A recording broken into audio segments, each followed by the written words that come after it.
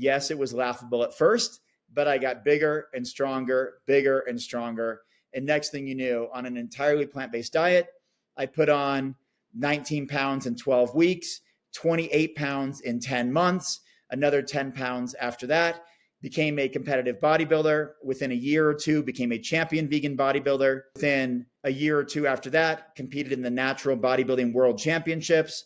Another year or two after that, I won another bodybuilding competition and was on magazine covers and had successfully transformed my body into a champion vegan bodybuilder physique on an entirely plant-based diet.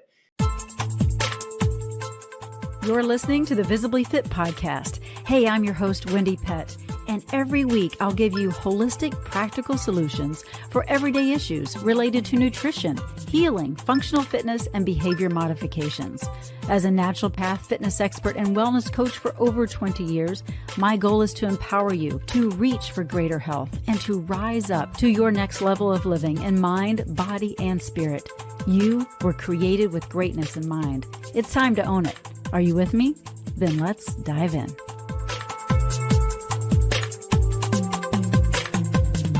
Hey there, and welcome to the Visibly Fit Podcast. I'm your host, Wendie Pett. You know, we talk a lot about the transformative power of whole food, plant-based living here on this podcast, a lot. But we also talk about the ripple effects it has on our world. And today I'm really excited to have a special guest with me. His name is Robert Cheeke. And he grew up on a farm in Oregon where he adopted a vegan lifestyle in 1995 at the age of 15. He was just weighing 120 pounds at that point, but today he is the author and co-author of many, many books, including the one we're going to talk about today, called The Impactful Vegan, but also Vegan Bodybuilding and Fitness, Shred It, Plant-Based Muscle, and the New York Times bestseller, The Plant-Based Athlete. He is often referred to as the godfather of vegan bodybuilding, growing the industry from infancy in 2002, where it is today. And as a natural bodybuilding champion, Robert is considered one of Veg News's magazine's most influential vegan athletes. He tours around the world, sharing his story of transformation. And Robert is the founder of Vegan Bodybuilding and Fitness, contributor of Forks Over Knives, the Vegan Gym, Vegan Strong, No Meat Athlete. List goes on and on. He contributes all over the place, but he has followed a plant-based lifestyle for more than 28 years, so going on 30 years. And Robert lives with his wife and 2 rescue chihuahuas in the state of Colorado. And I'm super excited to have him on today. While I am not fully vegan, I'm more whole food, plant-based. He has a lot of great nuggets to share with us today and just kind of share his heart. So I know you're going to enjoy the show and take away something special from what Robert has to share. So let's get going. Welcome, Robert Cheeke, to the Visibly Fit Podcast. It's a delight to see you. Thank you, Wendie. It's great to be here. Good to see you again as well. It's been a little while, but looking forward to catching up today. Yeah, and I'm so glad you said yes, because when I reached out to you, actually you reached out to me for an author that you're working with, and not even about your book, but I'm like, Robert, we got to have you on my show. And you said, I don't know, I'm kind of not in a good place right now with some anxiety stuff. And so I'm like, oh, well then you definitely need to come on. Let's bust this anxiety. Let's hit it in the face, bust it out of here. So I'm so glad you said yes. So that takes courage. So I just want to acknowledge that right away. Yeah, thanks. And this is my first podcast in months, I think. As far as I know, this is my first time recording a podcast in a number of months. So we'll see how we go. Honored. It'll be beautiful. I'm honored to have you. And thank you again for the courage. And obviously we want to talk about your book, The Impactful Vegan, which you were so kind to send my way. And I know you worked so hard on this book, and it was quite the journey, right? And it was, it's a book that's introduces really the concept of effective vegan altruism, right? And your strong V framework. And so I wanted you to kind of maybe talk about why you wrote it. Let's talk about this strong V framework and what's that all about and how it can maximize impact. Yeah, thanks, Wendie. Well, one of the byproducts of this anxiety that I've been dealing with for the last, how long has it been? 12 years, I think. The last 12 years is that I've been really, really productive writing books because I tend to stay at home, work behind the scenes, and get a lot of work done. And my books would just get better and better and better as I spend time really behind the scenes doing that. And so, I grew up on a farm. In Corvallis, Oregon. I raised farm animals. I sold them at the auction to be turned into someone else's meal. And at age 15, back in the late 1900s, I decided that I no longer wanted to do that. I no longer wanted to contribute to deliberate and unnecessary animal suffering. And so I became vegan in 1995. I was a 5-sport athlete. I had no idea if this would work. This was before the internet. The internet came around about a year later or so. And I was a small guy. I weighed barely more you're just like a skinny kid. Yeah, I weighed a little bit over 100 pounds when I became vegan. And I wasn't lifting weights. I'd never lifted weights before in my life. I was a long distance runner. I was a soccer player, a basketball player. I was a wrestler. Even a year or two into veganism, I was just 133 pounds. That's the weight that I wrestled at in high school. And I always wanted to make a difference with what I was doing. I wanted to make an impact. I wanted to make a difference. And that stemmed all the way back from when I was 15 years old. This manifested itself in many ways, from encouraging the athletic department at my high school to only order synthetic basketballs and soccer balls and all this stuff rather than leather, which they obliged and which they did. Things that were not exactly related, but we started a recycling program at my high school. Again, the middle of the 1990s. That was a new concept. We got that going. I was part of this Students for Peace Through Global Responsibility group at high school. We put on animal rights weeks and vegan bake sales and all the kind of stuff you do as a teenage activist and advocate for a cause. In my case, the vegan cause, vegan for the animals. And I also, very importantly, Wendie, I wanted to be successful in sports because here I was doing something that all my coaches, all my teammates, everyone else said won't work. Don't do this. This is a bad idea. I was on the defending state champion soccer team, number 1 ranked team in the state of Oregon. I was on the number 2 ranked cross country team in the state of Oregon. I was a pretty good athlete. There was a fear that maybe I would bring the team down or that my performance would suffer and all of this. And so I wanted to do a good job. And so that was And you had a motto real quick. You had a motto. We got to bring that motto in right here. What was it? Anything you can do, I can do vegan. Yeah. Anything you can do, I can do vegan. That was one of, I think many mottos, but that was one that stuck with me. And that was one that propelled me and encouraged me to perform at a high level. And so that was kind of part of this impactful vegan journey. As it turned out, I was effective. I did perform well. And I went on to start lifting weights. I had no business doing so. You could argue that it was laughable. And I think people probably did laugh at me in the gym, lifting these little weights and aspiring to be this bigger and stronger person, this bodybuilder-esque. Real quick, they're not laughing now, Robert. I can guarantee you that. Yeah, we'll get to that part of the story. But, and I didn't even know what bodybuilding was, but I wanted to get bigger and stronger. I grew up in the 80s with He-Man and Captain Planet and professional wrestling and all this stuff that made a young boy want to be this strong, Superman-like character. And so I started lifting weights. And yes, it was laughable at first, but I got bigger and stronger. And next thing you knew, on an entirely plant-based diet, I put on 19 pounds in 12 weeks, 28 pounds in 10 months, another 10 pounds after that, became a competitive bodybuilder. Within a year or two, became a champion vegan bodybuilder. Within a year or two after that, competed in the Natural Bodybuilding World Championships.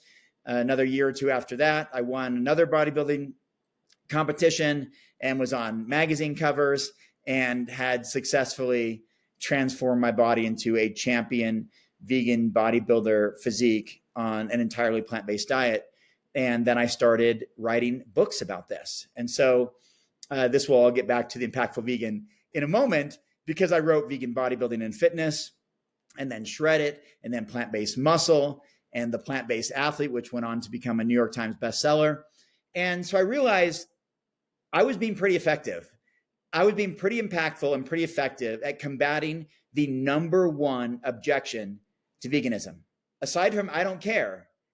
I don't care about animals. I don't care. I just want to eat what I want to eat. Aside from, I don't care, the number one objection is whether vegans can get enough protein or enough nutrition on a plant-based diet, right? Whether you can sustain your own health. That's the biggest.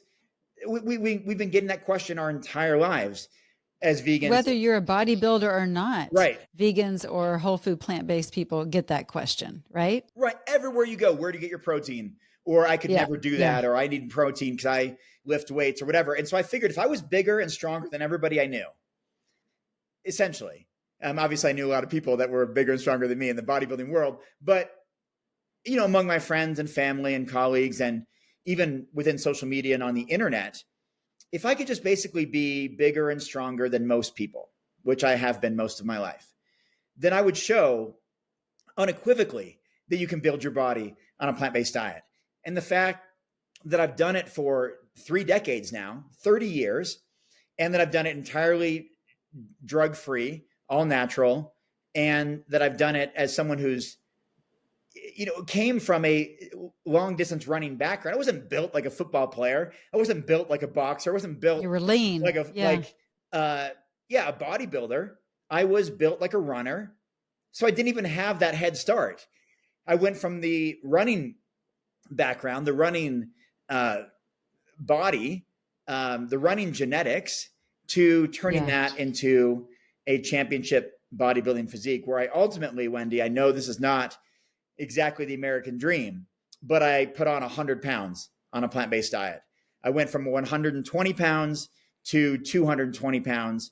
And that was, for me, and obviously a fairly healthy 220 pounds with eating only plant-based food, resistance weight training, and all natural drug-free approach. And at about 6 feet tall, it wasn't like I was that big. I just really filled out and started to look more like a weightlifter and a bodybuilder. So that was something that really resonated with me as far as being impactful and influential, showing people that, hey, your number one objection, that you don't think you get enough protein, I've shown that for over a quarter century. Your other objection, that you can't be healthy or get the right nutrients or fuel your body sufficiently, I'm in better shape and better health than all of my friends and family, essentially, and other people that I come across.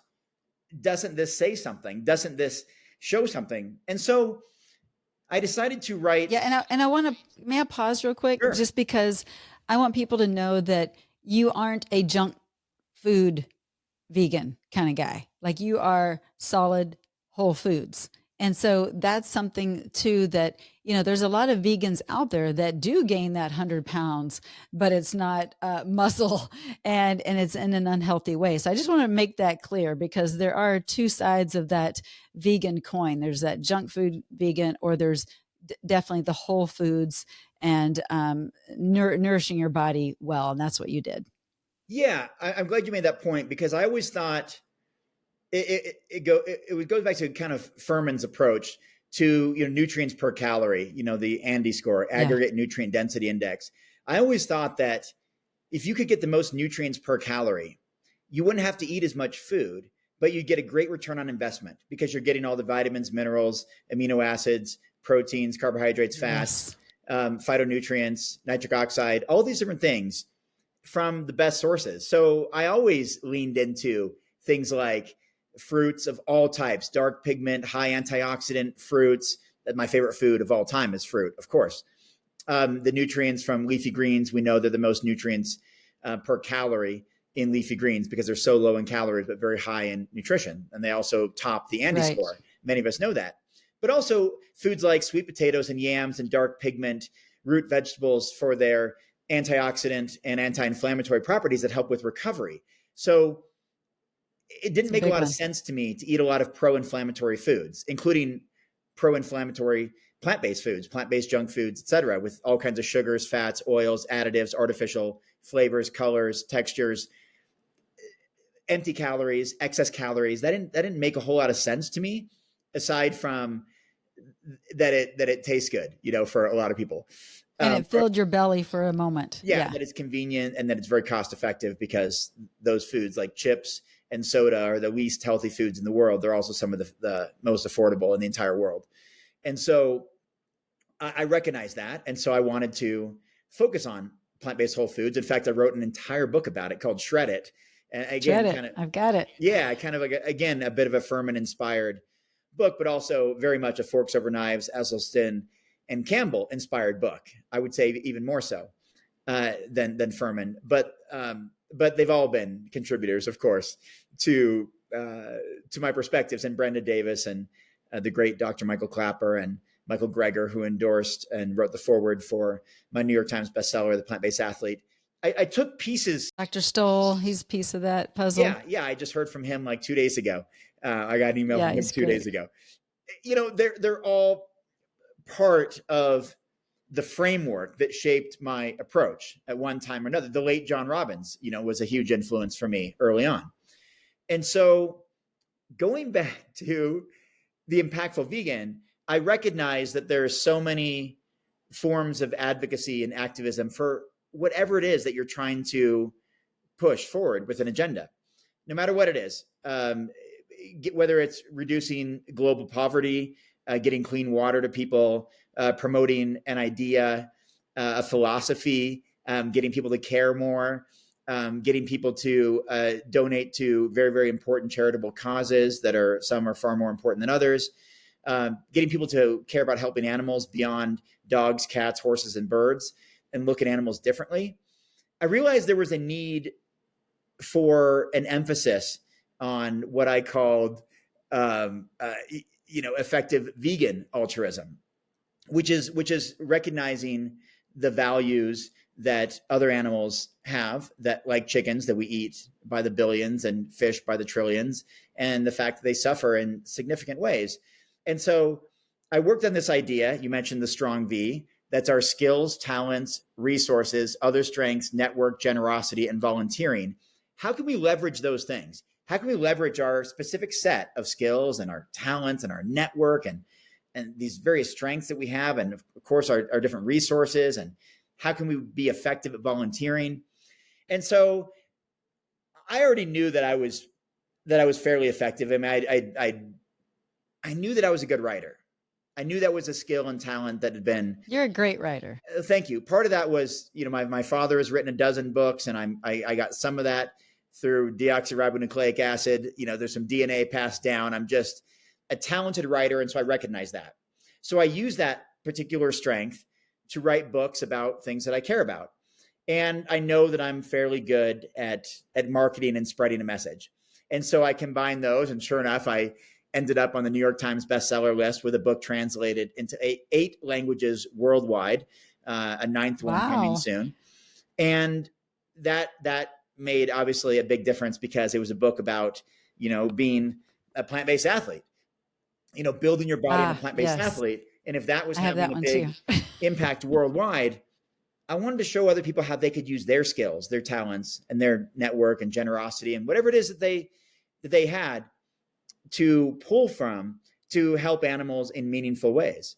And I share all sorts of examples in the Impactful Vegan, including, I'll just give a couple quickly, like the fact that I don't have a lot of my own financial resources. Partly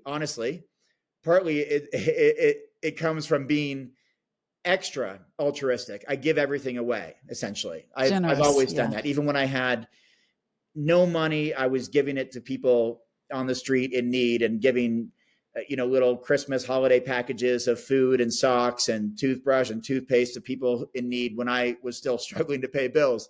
That's just part of who I am. It's, again, part of my DNA. I can't help it. It's always been there. I give everything that I have. That frustrates my wife a bit because what's mine is hers is mine. So I'm giving half of her stuff away. That bothers her to some degree, but, she also knows that that's just where my heart is. And that's beautiful. what I mean, I just met a guy for lunch yesterday and gave him 10 signed books. I had to sit there during lunch, signing them so he can then go resell them with his vegan organization as a fundraising thing. I just sent 2 boxes of signed books to Farm Sanctuary in Watkins Glen, New York, to Gene Bauer.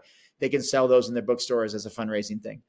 So back to that example, I don't have a lot of my own financial resources, but because I'm pretty well connected, I was able to, in a single email, raise $100,000 for the Game Changers, which was one of the most influential documentaries. Great documentary in history. And I know 100,000 isn't a lot, but that also helped contribute to this pool of $1 million that was raised so that Jim Cameron would match that $1 million. And he's, of course, being one of the executive producers. So that 100,000, perhaps meant even a little bit more because it helped bring in another $1 million. And that film maybe is the most influential it's film the best to encourage people out there. to adopt a plant-based diet or pursue veganism of any film, maybe.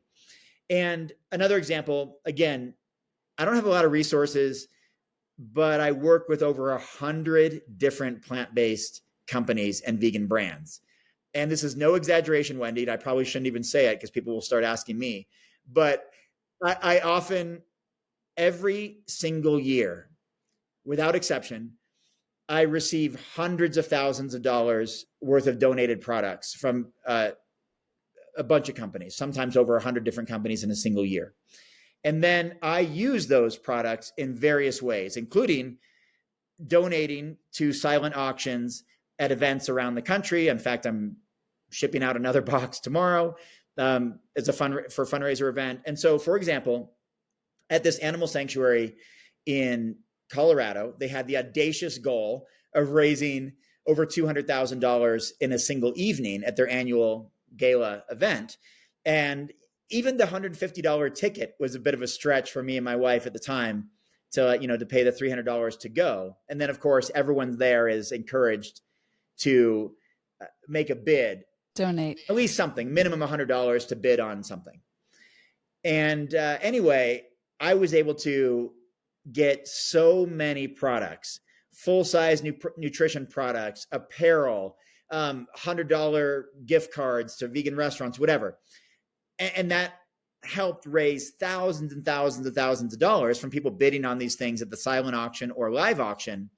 And we surpassed that $200,000 goal in consecutive years. And we have that same event coming up in a month. And I'm going to be driving an SUV full of products over there because I have access to my network, right? So I can't contribute all these thousands of dollars, but I can. But you contribute so much more in a different way. Yeah, and I just have to pause for just a moment because my listeners are this is a Christian audience, and I know you come from a different space. You don't have a lot of faith practice. I know you lean more towards Buddhism, but I have to share that you have great faith, because this is an example right here that you step out with faith. You step out knowing that it's going to get taken care of, and you're giving just as Jesus gave of himself and gave. And so I just think of the incredible qualities that you have of your giving and how it's coming back to you tenfold. And that's beautiful. Like, that's the way it works. You give and it comes back to you tenfold, and you're experiencing that. And it may not be in money per se, not yet, but it's in other things. And I just think, and then you bless other people with what you're giving. And I just think we can take such a lesson from that away with what you're just describing. So thank you for sharing that. Yeah. Thank you, Wendie. I've always thought that if you do lead with intentionality, with good intention, lead with your heart. I give without expectation of anything in return or reciprocation. I just give. That's the way. Without any attachment to it. But the amazing thing is, then when I need help, like endorsements for my books or support from other authors who are far more successful than me, or something to come through for me, some funding for my tours or whatever, it does come back over and over and over. In fact, This just happened, so I haven't shared it before. And again, I don't know if I should, but I'll keep it kind of anonymously. I got an email out of the blue some weeks ago, and it was so strange. It almost seemed like it wasn't real. It was someone who read this book, The Impactful Vegan, and they said the book changed their life, and they decided to start their own vegan organization because of it, and the things they learned from it, and things to do and not do, and how to do that, how to create this organization. And it was a pretty long email, and it came in at like midnight, and it was just kind of strange. And the reason I say it was strange was because at the bottom of the email, this woman said, "Robert, I just want to thank you so much for impacting me and influencing the direction in my life. I'd like to give you a financial gift." And it was in the thousands of dollars.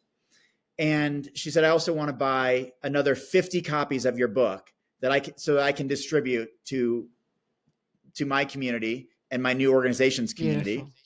And so I wasn't sure this was real. And so I replied, and sure enough, it was very real. And in fact, I'm going to meet this individual in person let me check the date, in about 2.5 weeks. And after those initial emails, she felt compelled to, she saw the effectiveness of my in-person tour and sent me another $5,000 to help with my tours, because I was being very effective as a very fit, I know you can't tell, but very fit. I can tell, Robert. I can tell. Vegan there person. It is. Yeah, I don't know if it's showing up. If you're not watching on YouTube, you better go there now. Yeah. Go to YouTube. Yeah, but she could see. Yeah, there. If I lean back a little bit, you can see the muscles. There you go. There you go. I'm a very effective advocate for promoting the fitness side of veganism, that she wanted to bump her contribution up to $10,000, which she did. I also got like a random gift card in the mail from her to be used in local shops around my town, even though she lived in a totally different part of the world. And then she, I think, increased her support to like buying 100 copies of my book. And now she's going to meet up with me. And, we've been in touch for a couple months now, maybe 2 months. That's beautiful. And that was because she saw me on a podcast like this, talking about The Impactful Vegan and how much it meant to me, and how powerful that book is. And I don't want to continue on too much about the book, but there are very few books that I know of, Wendie, that have been out for, I think, 15 months. Yeah, I've been out for 15 months now. And it has nothing but 5-star reviews. There's not even a 4-star review in existence that I have found for the book. And that's based on hundreds of reviews between here, the UK, Canada. It's one of those books that I spent 2.5 years working on. I interviewed 40 world-renowned experts in the vegan world. I put a tremendous amount of effort into it. I wrote 1,000 pages, and only the best 270 or so were published. I gave everything I had to this book. I toured to 25 cities last year. I'm touring to 20 cities this year. I just had an incredible event here in Albuquerque. I saw Karen Dugan and Dr. Jim Loomis and a bunch of others. Yeah. We talked off camera. I was backstage, with Def Leppard yesterday. Phil Collin endorsed the book. His name is on the inside cover. I signed a book for Rick Allen, who's been living, as far as I know, a vegetarian life for a while now. Amazing. Yeah. These are just incredible opportunities, whether it's someone gifting me financial resources to continue to do what I do, or putting their name behind me and then putting their name on the front or back cover or inside cover of my book, or giving me special access to a concert because, I send, signed books and gifts, to Def Leppard as someone who's known them for a decade. And wow, I need to hurry and send some books their way. No, I'm just kidding. Okay, so real quick, I just need to just pause here, because this is the reality of going after and doing what you're passionate about and doing it full out. And that's what you do. I mean, you do give all of yourself in interviews and, perform, speaking engagements, that kind of thing. But, you kind of were in a tough place when you were in the middle of promoting this book for a while. You were tapped out, like you had hit the wall. You were emotionally drained. You had some anxiety. There's all kinds of things that were going on during that. Do you want to talk a little bit about that? Because I mean, while you have this great faith and this perseverance, there's also this other little tug of war going on. And I think we should kind of talk a little bit about that, because it may bless somebody that's maybe struggling right now. Sure. Well, it started, the struggles with this book started early on. I knew it was the best book I'd ever written, better than my New York Times bestseller. I knew that just fundamentally. I'm a better writer. To your core. I had been, this was 2 years later. I had evolved as a writer. I was better. I was more connected. I had more success under my belt now as a New York Times bestseller.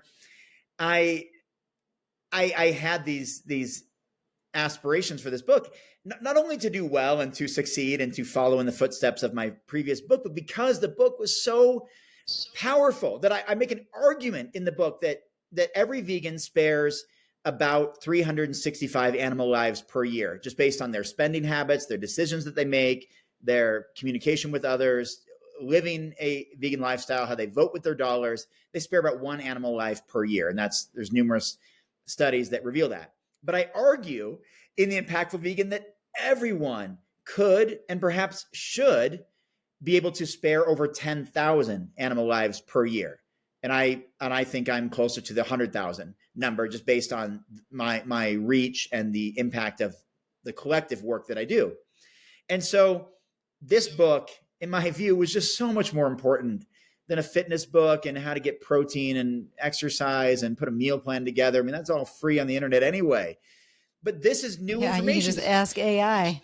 This effective vegan altruism is new. It's a new concept. That how do we make the greatest impact we can for animals? I mean, there's a very clear, simple example, is that it takes about 155 to maybe 175 individual chickens to create the same edible meat as one cow. So when you talk about animal slaughter and harvesting of animals to be turned into food, up to 175 to 1. Yet we don't think anything about chickens. We just we eat their wings and their legs on any given Sunday watching football. It's by the billions. Yet these are very curious individuals that have their own desires to live a life free of fear, pain, and suffering, just like us. And I spent my life, around chickens, but even growing up on a farm. But even if I didn't, they would still be worthy of our consideration. And so we need to look at the animals that are suffering the most. Chickens can't even move around. They can't even spread their wings. They spend their entire life in a dark, filthy place, no sunlight. They attack each other, which we all would imagine 30, 40 people in a cell. We would all, have problems. And that's how they live their lives until until their lives come to an end. And same with dairy cows. And the baby is taken from the mother, immediately. So then the mother can be milked for all these dairy products that people consume, which most of us are intolerant to anyway, because it's just a strange thing we adapted to consume the milk from another species, which no other species does.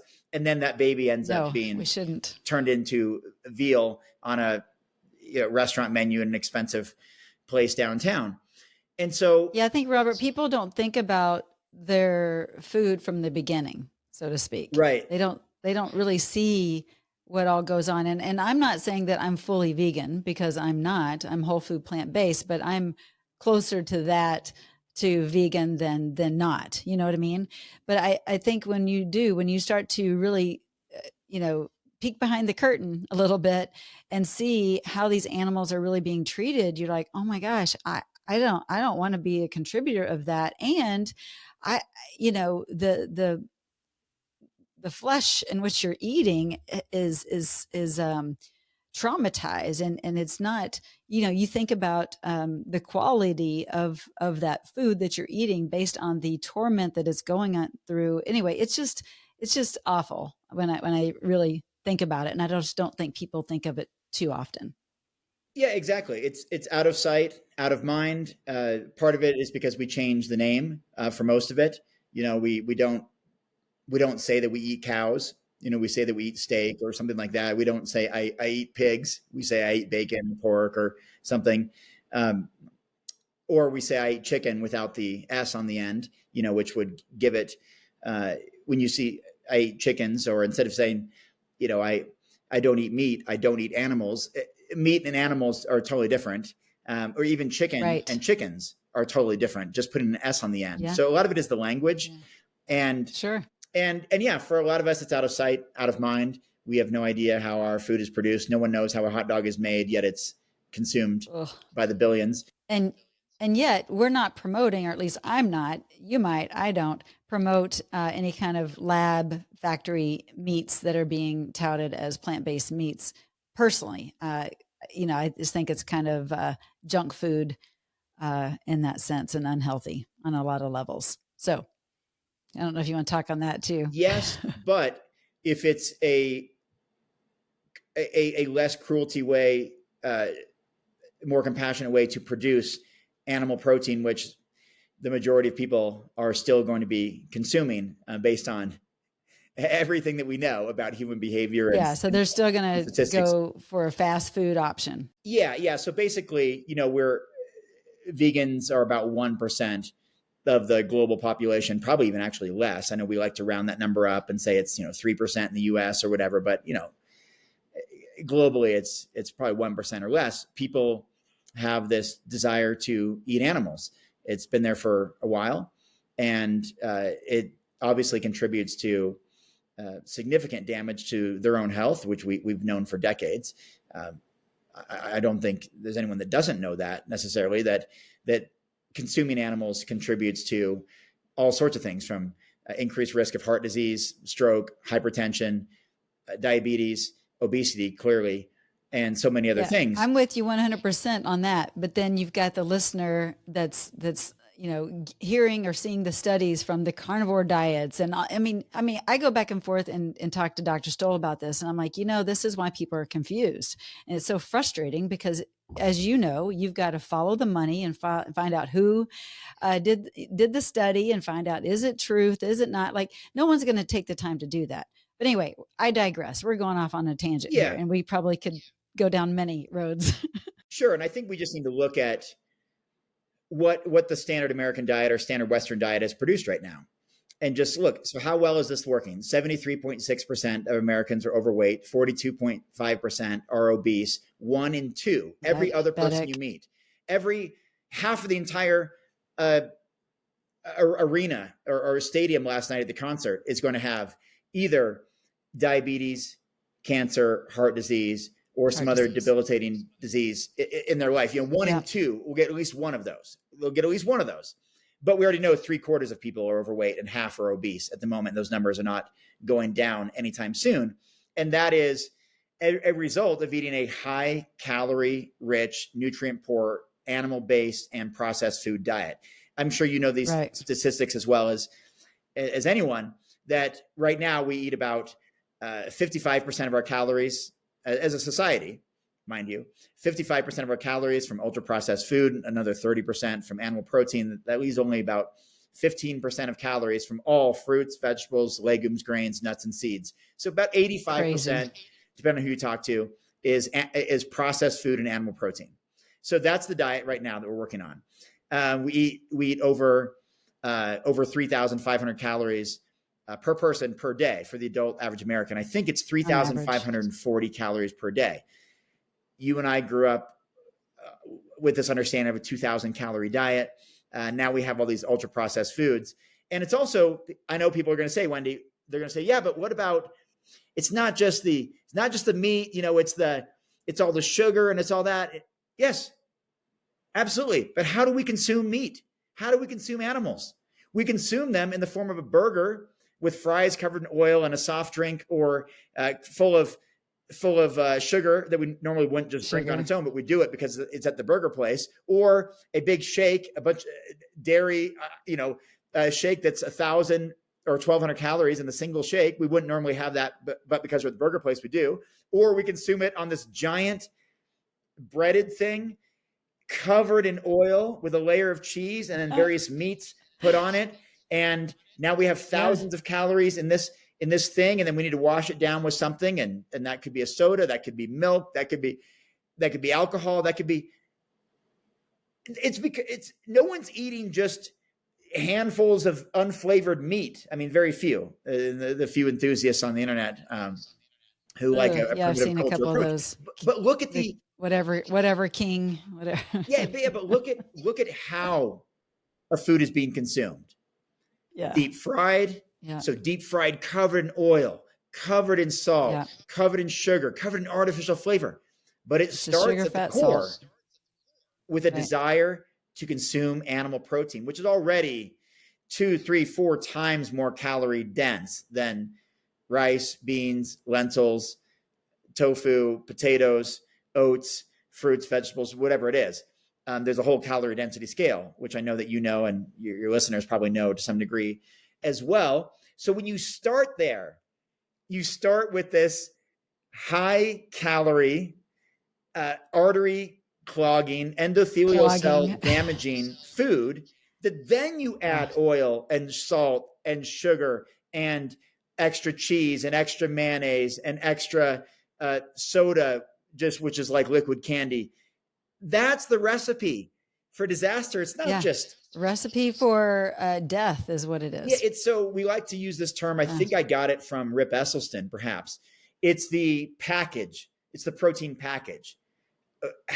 What does the protein come in? The protein comes covered in cheese, covered in mayo, covered in this dairy sauce, covered in oil, covered in a white refined bread bun with butter, all over it. This is how we consume animals. It's not.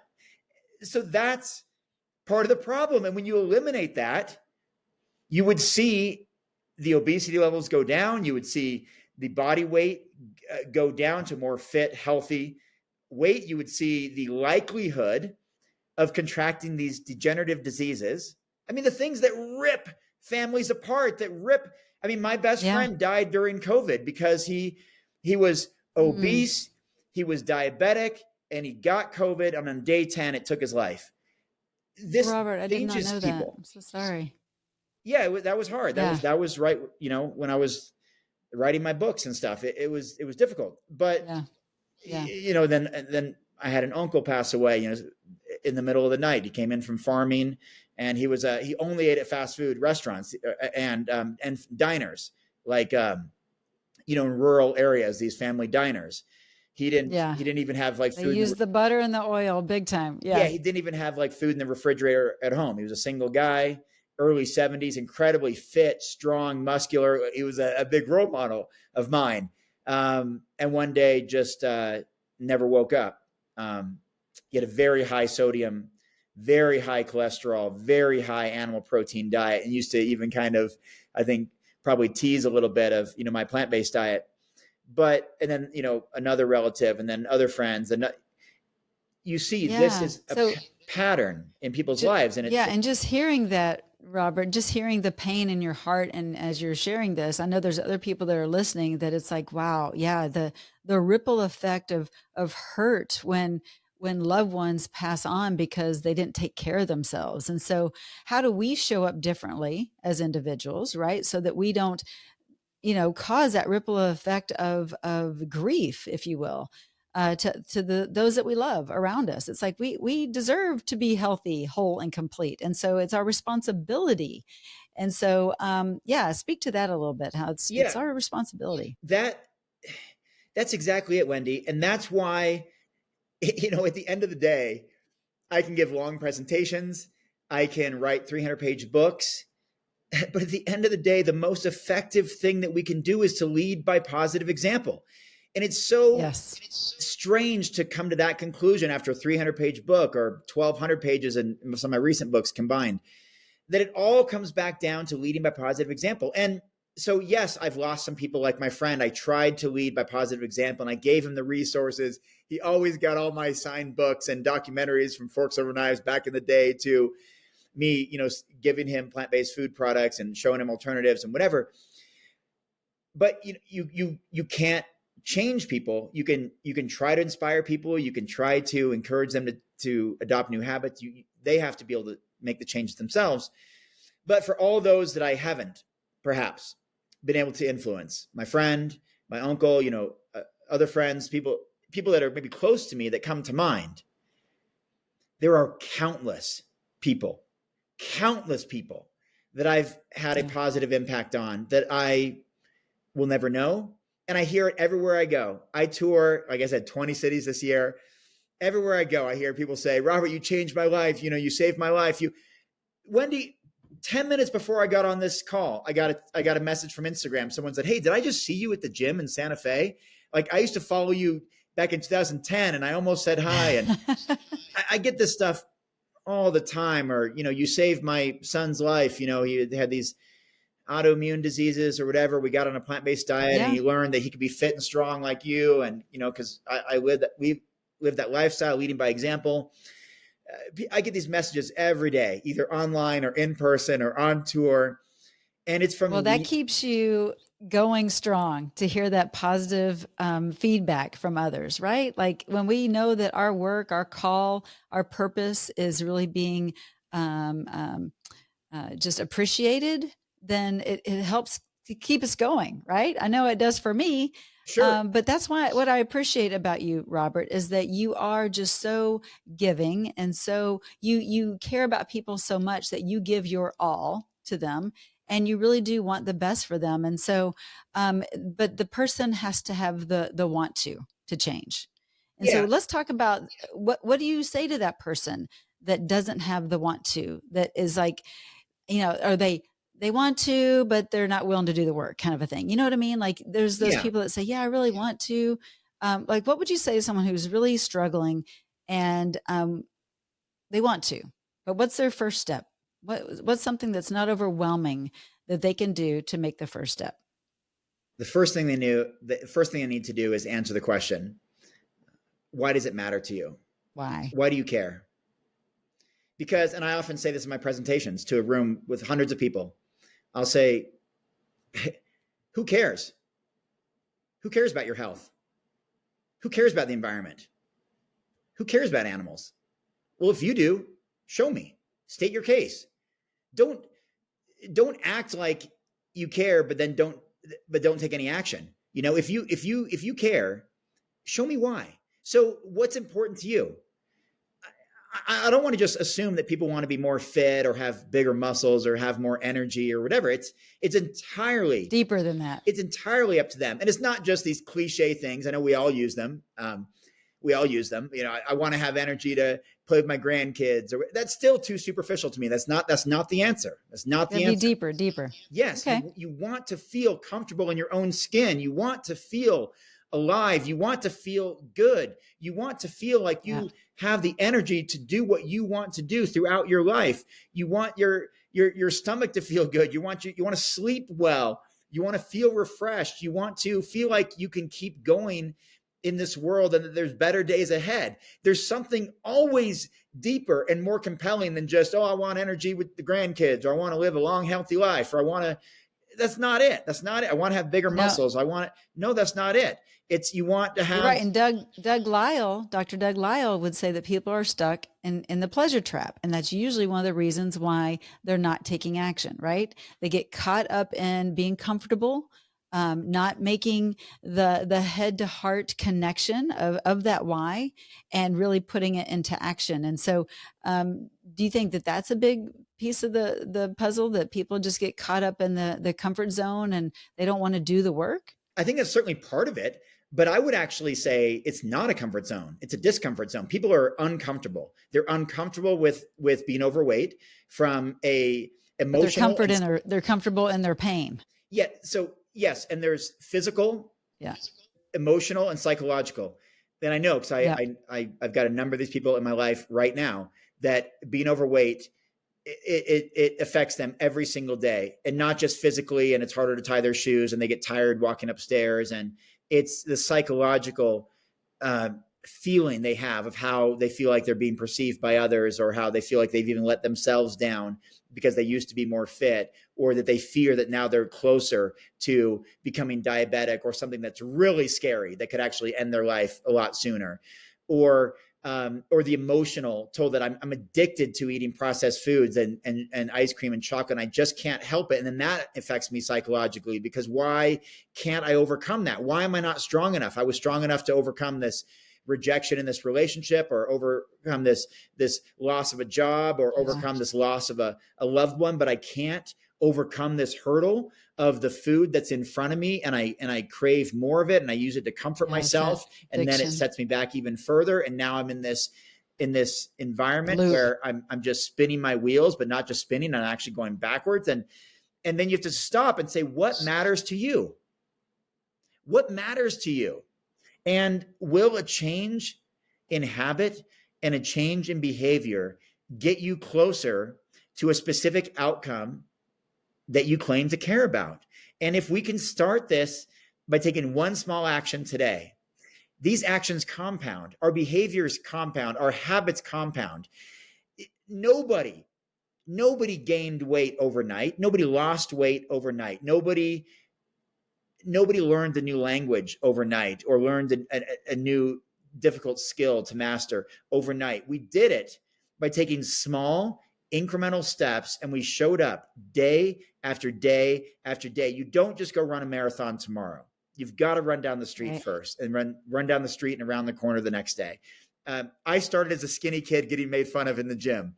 Of course I knew I was going to have the last laugh, Wendie. Why? Because I connected the dots ahead of time. I could see 5 years in the future. Dude, Robert, did you ever expect you would become a New York Times bestselling author? Of course. I wrote about it in a journal decades ago. Of course I did. Yeah. And it's not the power of a vision board and a vision statement, right? And it's not just manifesting. It's being able to connect the dots. It's saying, okay, what I do today impacts tomorrow. What I do next week impacts a year from now. The way that I show up in the world today, the way that I give, the way that I help, the way that I put in the work, the way that I eat, the way that I think, the actions that I take today will impact me 5 years from now. Whether I can visualize that, or picture it, or manifest it, it doesn't matter. What matters is that our behaviors do compound.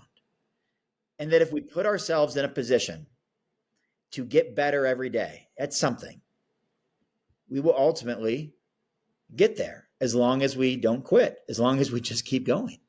And so I love it. That's my message, Wendie, is just, it's a difficult question. It's a 3-letter word. But if I said, I need you to tell me your why, but it can't be this PowerPoint presentation, 1-sentence mission statement. If I said I need 5 pages, I need 1,000 words, or I need 2,000 words, I need 10 pages, right? What would that look like? Anybody can say, I want to feel better. I want to feel better. I want to look better, because we're this, I don't know, what's the word I'm looking for? Not materialistic, but this, society that we just throw it out there. Egos, we want to look good. Aesthetics. Yeah. What does that mean? What does look better mean? What does feel better mean? What does any of this stuff mean? Yes. And so dig deeper and say, like, this is my purpose. This is my calling. And for some people, they're going to say, like, what I might say. And you might say this is even a little bit self-serving or selfish in a way, what I'm about to say. And I know you kind of alluded to this earlier, when you said, like, when you give altruistically, all this stuff comes back or whatever. The more you give, the more you get. That's unequivocally true. It just seems to work out over and over and over. But what I would say is that and I've said this over and over, probably for decades, that I want my life to positively influence others. I want to make a difference in the lives of others. I will do whatever it takes to make someone else's life better. And that's part of my why. I had this conversation just a few moments ago. We can see it and feel it. Like you are so passionate. Like I know this about you. And that's a beautiful thing. I mean, I think when you can grab hold of that so strongly and that it you just shine with I am a giver. I want you better. It's just a beautiful thing to see, you know, and I think when we can start to put ourselves into that place of why am I really here? What's my purpose? What's my call? Yeah. For you, it's to help people get better, and you have a passion for it. Yeah. And that's one of them, I would say, Wendie. It's not human specific. I want all lives to be better. That's why I wrote The Impactful Vegan. I care about elephants, you know, and lizards, you know, and everyone in between. Yeah. And so I want to make a difference in the lives of others. And that's why I usually say that. I know I may have said, you know, I want someone else's life to be better. I want to make people's life better, but I often don't use people. I use others, and others include animals, include non-human animals. But also, Wendie, it's strangely, I mean, I care about trees and nature as well. You know, I'm the guy. God created all of that. We should care about it. Like it's creation, you know, it's alive. It's well. Wendie, I'm the guy that goes out and cleans up garbage along the river or the ocean and, you know, may never post about it online. And if I do, it's not for a pat on the back, but it's to encourage other people to get out there in your community and clean up too. You know, I'm the kind of person that has, you know, protested the, you know, deforestation of old growth forests and have, you know, worked to try to preserve some of the natural habitat that we have left. That's why I promote a plant-based diet and vegan lifestyle, because we know that 90%, maybe even 97% of soybeans are grown for animal feed consumption, not for human consumption. Yeah. And that means we have to flatten the Amazon rainforest and many other rainforests and many other land throughout the world to grow soybeans, not for us, where it's not vegans eating all this tofu. It's soybeans that are fed to cattle and other livestock to fatten up the cattle, to then be turned into food for humans. And it's gross. And I care about the fact that I talk about this in The Impactful Vegan. There are 2 billion people who don't know where their next meal is going to come from. There are 800 million, so almost 1 billion, who are starving at a real starvation level. Like they don't have food. They're starving at this exact moment.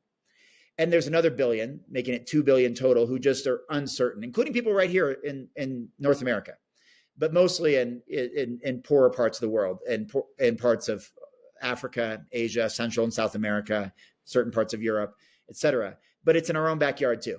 There are 2 billion of us total who don't know where that next meal is going to come from. And if we just change the way that we eat and we ate a little bit lower on the food chain, we would have enough food for everybody, and food that doesn't clog up arteries, and food that gives us energy, and food that keeps us trim and keeps our heart healthy, and food that gives us the fuel to pursue whatever we want in life and doesn't send us to the hospital because of clogged arteries that, you know, now we need an operation and because our heart's not functioning, or that it just stops right there and there was no warning and it's game over. And we can change the way that we eat. And if we can change the way that we eat, we can change the way that we live, and we can change the way that others can live too. And that others is the billions of people who are starving, and it's the billions of animals that are being grown for the sole purpose of being turned into food, who have no lives, that live their entire lives in farms and slaughterhouses until they're on someone's plate. And it starts with in this day and time, we should not have one person in this world that's starving. So I love your heart on this. We have the resources. We have the ability to do this. We just need to extend our compassion to others. Like we have to, this rugged individualism that is mostly prominent in the United States and in perhaps some other Western cultures is disappointing. And I've been to 35 countries. I've been able to see a lot of the world, and I've seen that. What's the number? Like 85% of people globally live on like less than $11,000 a year. I mean, we are incredibly rich And even when I say, oh yeah, I struggled to pay my $150 ticket. Some people only make $150 a year. Like the poorest of poor Indian farmers will only make a couple $100 the whole year. Like that's it.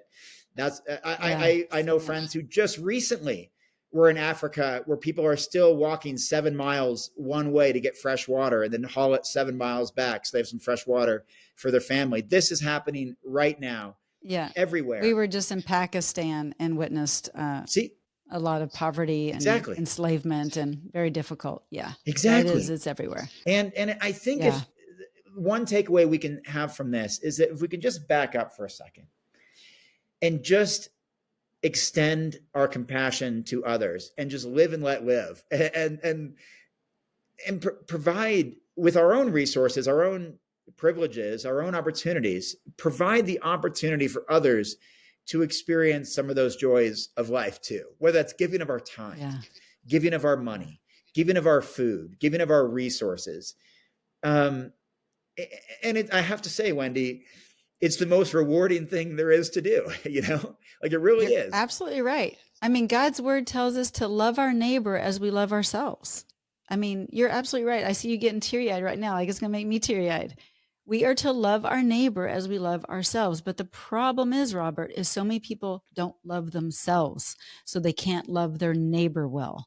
And so that's also something that has to be addressed. Yeah. And there's a lot, people have tough lives. They have a lot of drama and trauma they have to get through. There's a journey that all of us are on, and you're on, I'm on, and there needs to be healing that takes place, and to know that forgiveness is there, and just all of those things, and that we're loved, we're fearfully and wonderfully made, and that God loves us, he chose us, and we have a call on our life. And it's not easy. And I love your heart. Like you love people, and you love animals, you love living things, and you want to see life lived. And I'm with you on that. And I think more people need to just start to see that, right? And have that compassion. And, I have to share this because this is kind of silly, but I was getting my nails done the other day, and there was like one of those big, like a wood ant that had come into the place. And, most people would have just stepped on the ant. Well, my nail tech, she stopped doing my nails, and she ran over and she got the little ant, and she picked it up on a little piece of paper and then put it outside. You know what I mean? So, and I thought, you know what? That's good. Good for her. That ant didn't deserve to die just because it came inside. Anyway, these are the kind of things, having compassion for all living things. And I think that's beautiful. And I love your heart. I love your message. And we've already been going for an hour now. I can't even believe that, because I could talk to you forever. But I just want to say thank you.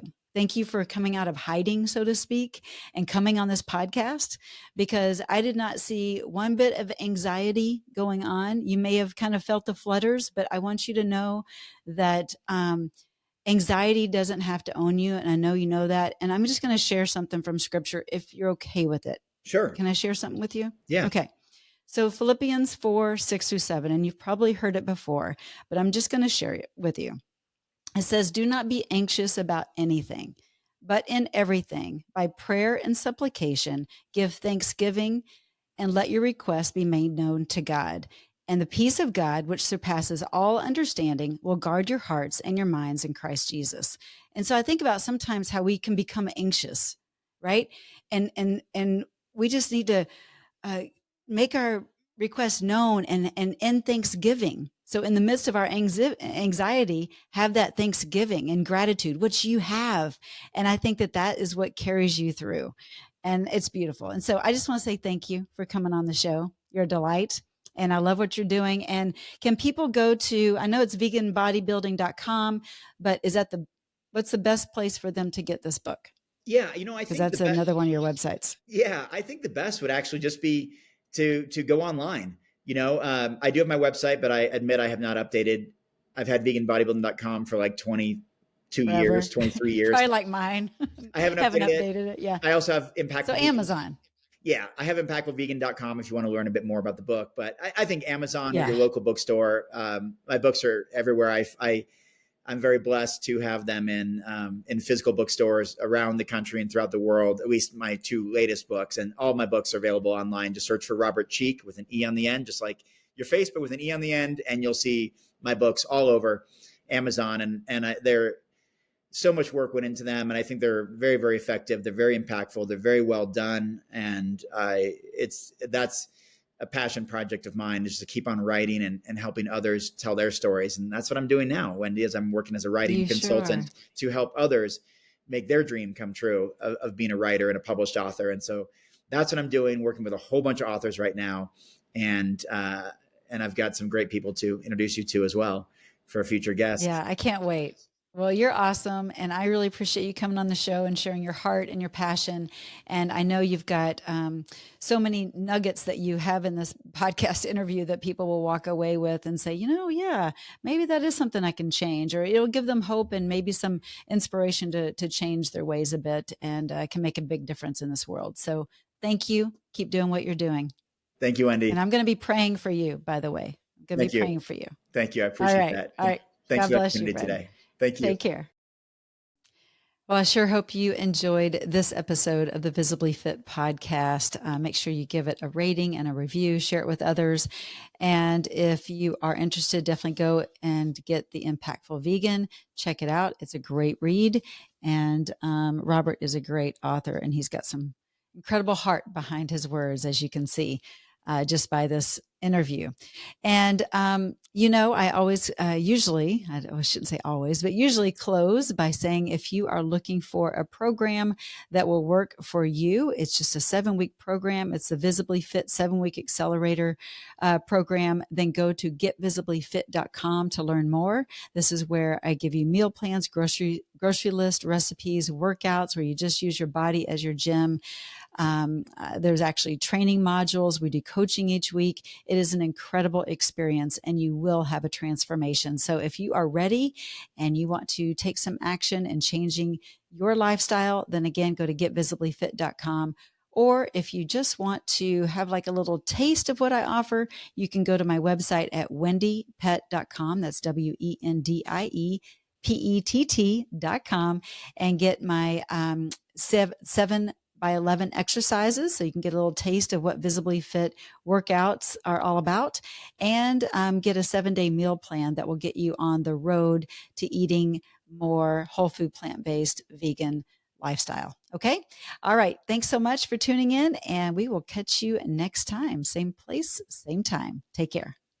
Well, that's a wrap for today's show. So thank you so much for tuning in. I love spending this time with you. To learn more and get more free resources, just head on over to wendiepett.com. And thank you in advance for sharing this episode and this podcast, following and subscribing, not only to this podcast, but finding me on social media, Instagram, YouTube, Facebook, wherever you are, I'm probably there too. Until next week and our next podcast time together, make it a Visibly Fit day.